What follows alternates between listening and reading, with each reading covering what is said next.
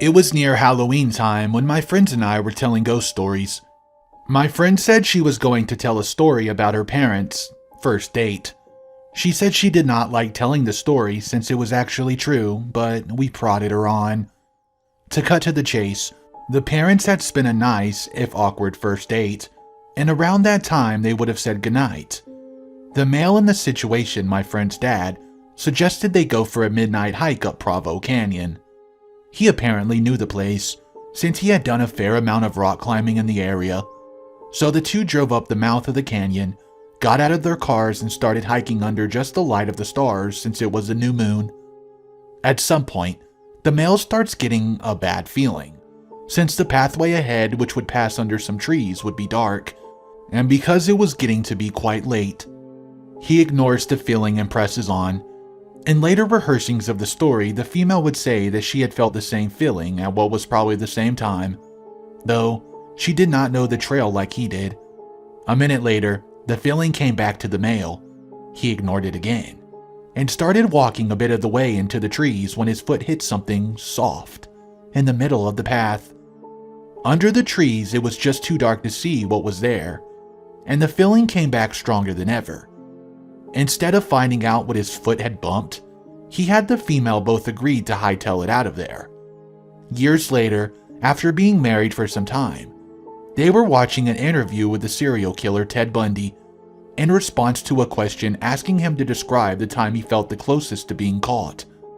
He explained about the night that he lured a girl into Provo Canyon and had just killed her when he heard some people coming up the trail.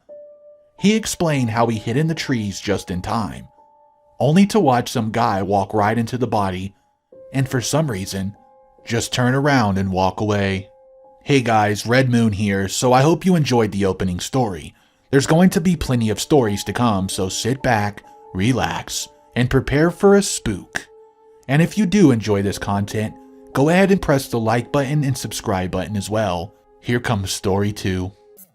When I was younger, I had an imaginary friend who lived in this massive antique dresser. We'd chill out and I vividly remember him telling me stories, although I have absolutely no recollection of what they actually were. I remember one day talking to my parents about it. Dad travels quite a bit, so he wasn't up to date with what I was into. And when I started telling him about my dresser buddy, he wanted to know his name. It was something innocent like Peter or Patrick, but I can still see him going white in the face. I drew Peter and Patrick out for him, and the very next day, him and my uncle took out the dresser and burned it. It wasn't until a few years later when I found out my dad's little brother, my uncle, also had the same friend with the same name who lived in the same antique dresser. After a few months of the typical imaginary friend shit, my uncle started having night terrors and could not sleep because of Peter or Patrick. It got so bad that they had to move him out of his room before he managed to get back to normal. A few notes to add to the story. The dresser was an old dark wood ugly thing. As far as we knew, it belonged to my great-great-grandfather, who'd always been into some weird shit if family history is to be believed. Dad never talked about what was actually in the dresser, and he was the only one who believed his brother when they were kids. Their parents didn't really care because they thought kids were just being kids, and who honestly believed in spooky and ghosts back then? Must have been a shock that 30 years later, his own son started having the same friend. My uncle's night terror ended when they moved into a new room. The bedroom he was in with the dresser was converted into a little sitting room, since it had some nice views. It remained relatively unlived until the dad moved our family into that home, and that room became mine. I haven't seen my uncle in 14 years now. Did not really speak to him since he is on the other side of the world. Afraid to bring something like this up since I know he struggles with depression and alcoholism, so I would hate to add stuff to his plate. To everyone asking what he looked like, I remember tiny old man. Not like old man tiny, but kid-sized tiny. He had very large hands, long fingers, which in turn led to how I draw people even today. Hands always come out longer and larger than they normally would be. Smelled of wood, mothballs, old clothes, and what I know now is mold. This happened to a friend of mine. She told me about it a year or so ago. We'll call her Minji. Minji's in her late 20s and works as an English tutor in South Korea. One evening a few years ago, she was tutoring a high school boy. They were up studying pretty late, and the buses stopped running. Being a long way from his house, the boy asked if he could crash on the floor overnight and get the first bus the next morning. Minji was very reluctant because inviting a teenage male student to stay the night did not sound like a great idea.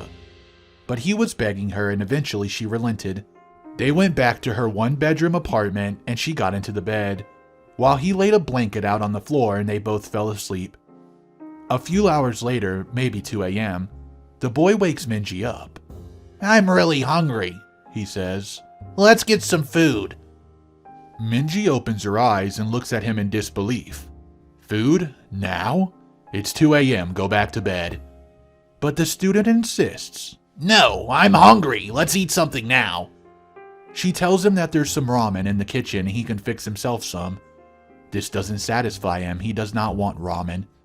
There's a 24-hour place just down the road, let's go there. Eventually, after several minutes of persuasion, the boy gets Minji to come with him to the restaurant. They leave the apartment and head out. As soon as they're on the street, the boy turns to Minji and says, "I'm not hungry. I woke up in the middle of the night and looked under your bed. There's a man sleeping there."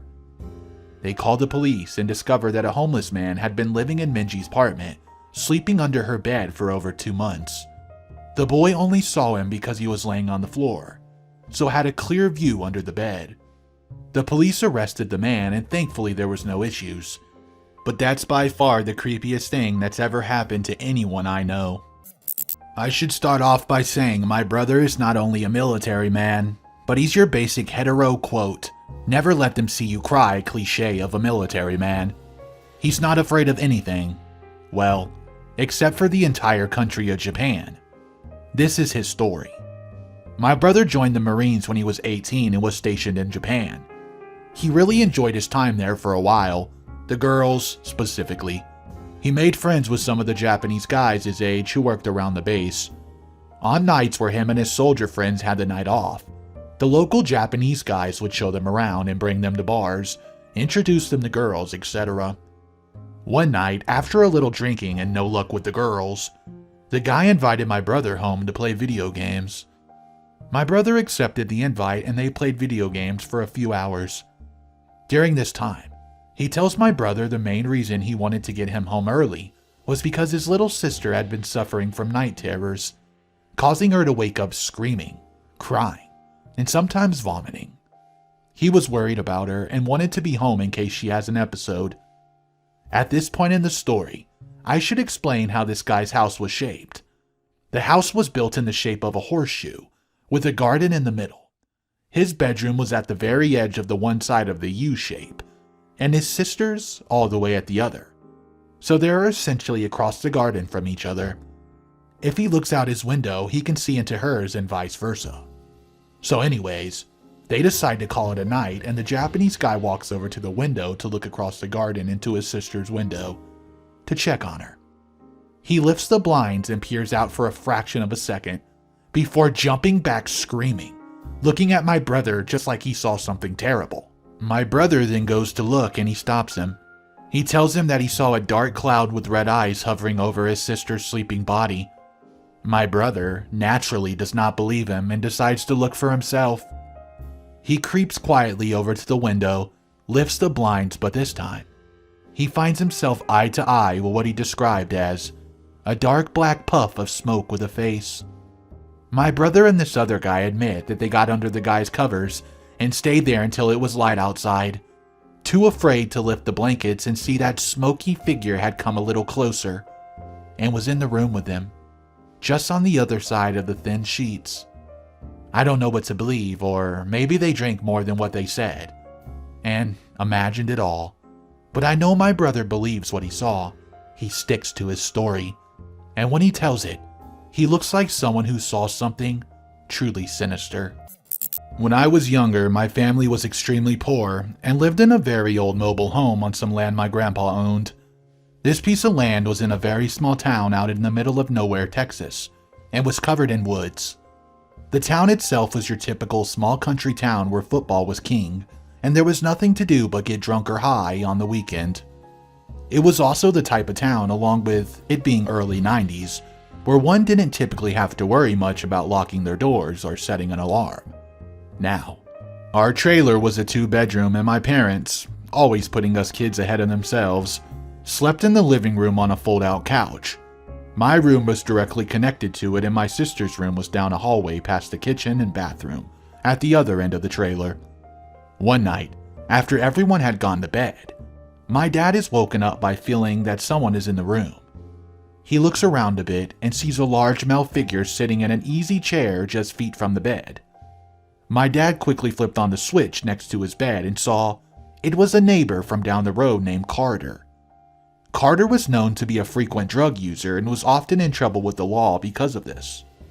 My dad asked him what the duck he was doing here and told him to get out. He responded, "I can't get out. The demons are chasing me, and your house is the only safe one." My dad, who I should say is fairly large and a terrifying person, responded that if he did not get out and get out quickly, that the house would be a lot less safe for him. "If I leave, they'll get me. They've been chasing me all night. If they catch me, I'm dead." My dad's response was that there's no demons, but that if he did not get the duck out of his house, that he'd be dead. From what I've been told since I was asleep for this part, my mom also hurled a few threats, and while she may not be big, she was equally as terrifying. I believe it was her anger that finally scared him off. My dad got up and locked the door and watched through the blinds as Carter decided. Since he couldn't outrun the demons, he'd steal our beater Suburban that my dad always left the keys in. He drove around for about an hour. We called the police, and it took them that long to get out to us, since the closest police station was 30 minutes away. He finally brought it back and was arrested and taken to jail. He was deemed crazy and ended up locked in a mental institution.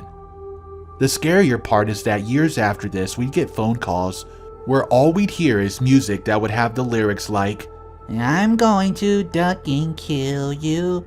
These calls lasted for years and followed us from house to house, even though we always had different numbers and would even be in different states.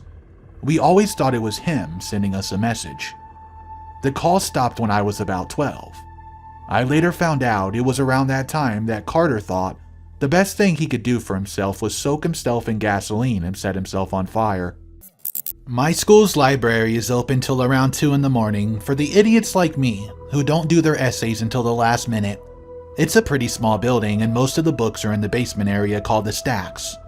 Just to give you a quick layout, there's a big main stairs that go down to the stacks, a vending machine, and a long hallway with 4 entrances into the stacks. The stacks are 2 really big rooms on opposite side of the hallways, with a huge amount of bookshelves and study desks lining the walls. I was there until around 11 p.m. last year. It was a pretty research-intensive essay, so I was down in the stacks working in one of the study desks, so I didn't have to keep going upstairs and downstairs again. I had been there for maybe 2 hours, and everyone except for a boy working a few desks down from me had already left. I was pretty zoned out at this point.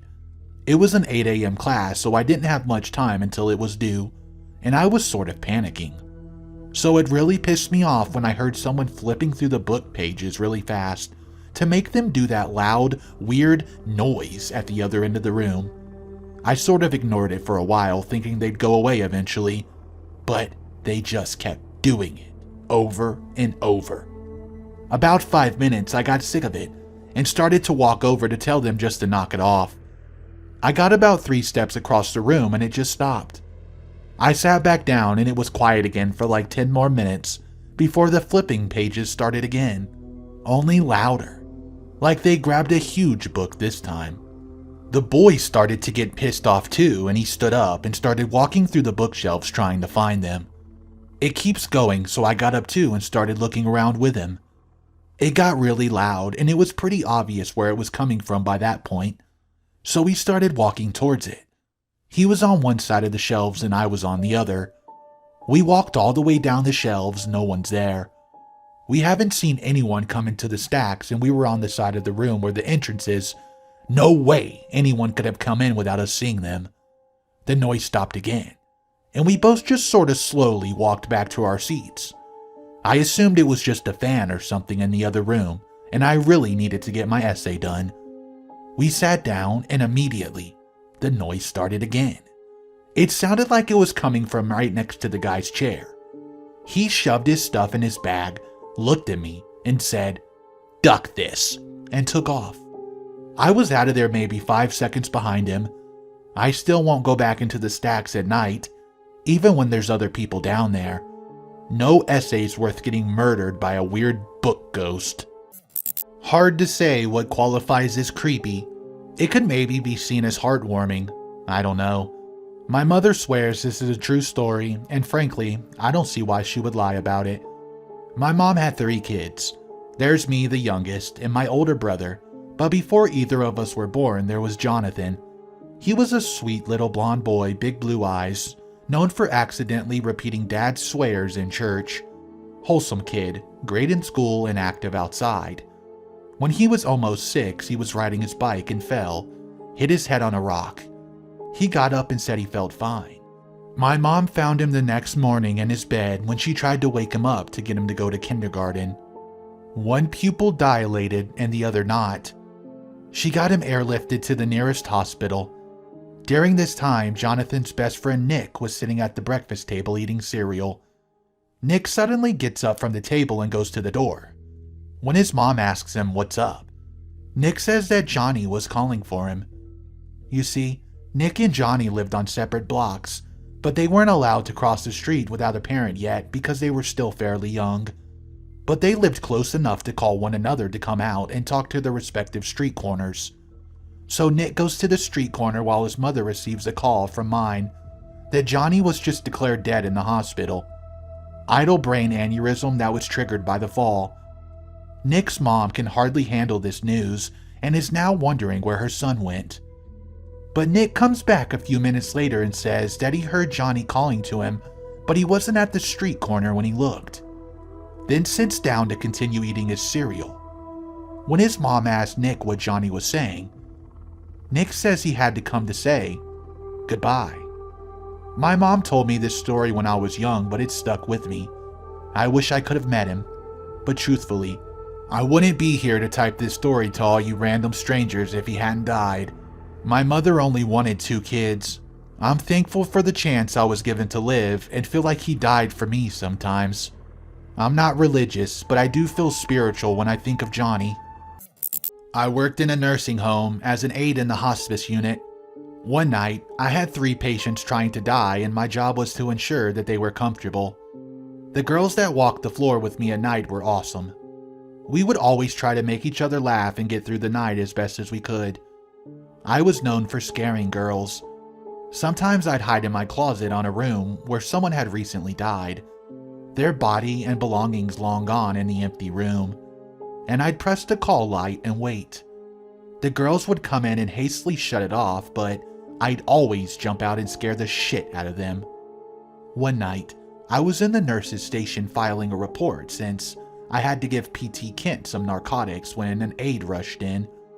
She swore that she thought she saw my shadow on the wall as if I were hiding trying to scare her, but that she heard me laugh in the nurse's station. I decided to check it out since there wasn't supposed to be anyone on our floor.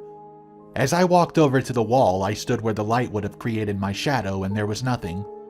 I laughed it off until the CNA started shrieking and turned around and saw shadows seemingly rising up from the wall from the ground out of nothing.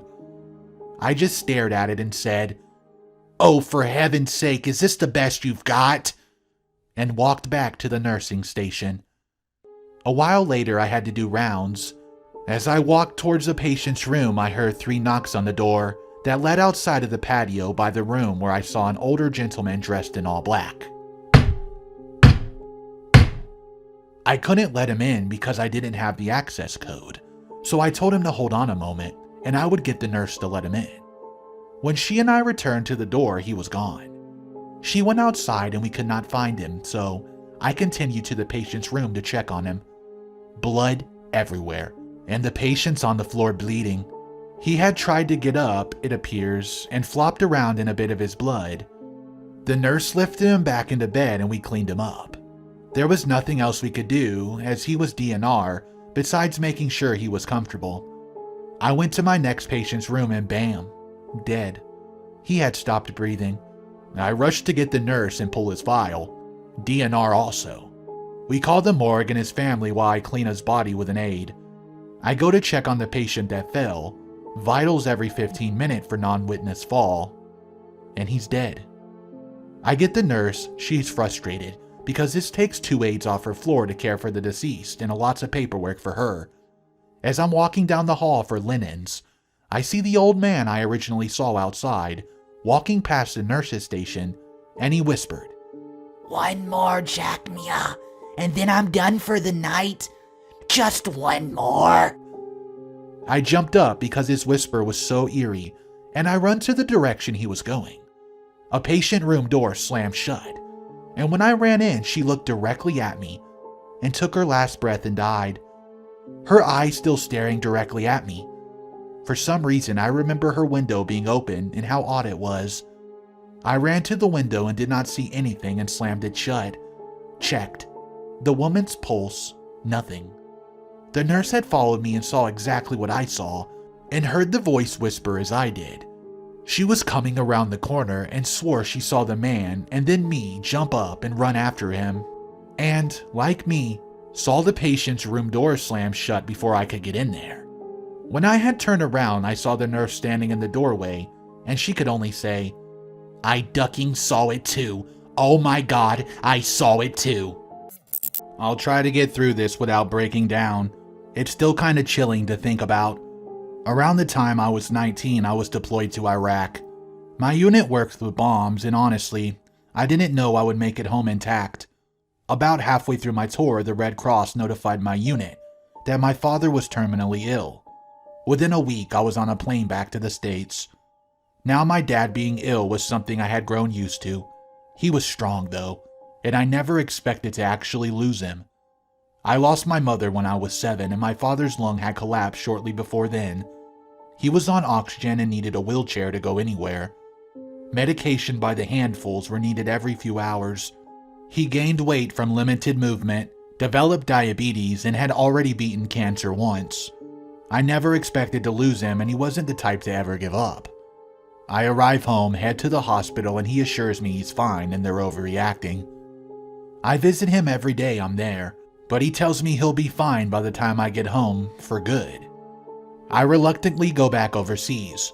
I call his hospital whenever I have a few minutes of free time and we're near a call center. My deployment finishes and he kept his promise. He comes home from the hospital because he says he doesn't want to die there. He gets worse and goes back. The family all visits, but we know he isn't improving. One day, I'm at home and the phone rings. It's an unknown number, so I don't answer. It goes to the answering machine, and a very raspy voice mumbles, "Call the hospital!" It's my dad. I grab the phone, but he already hung up. So I call. They tell me he's been intubated for the past couple of hours and he just started going into cardiac arrest. He's non-responsive and we need to come say our goodbyes. I argue that he just called me, and she says that's not possible. They've been working on him for some time now. I hung up and told my family the news. My sister and I stared at the answering machine. We played the tape again, and again, and again. That was the last time I heard my father's voice. I'm skeptic. I don't believe in the paranormal or ghosts, and I cannot come up with any logical explanation. I still get watery-eyed thinking about it.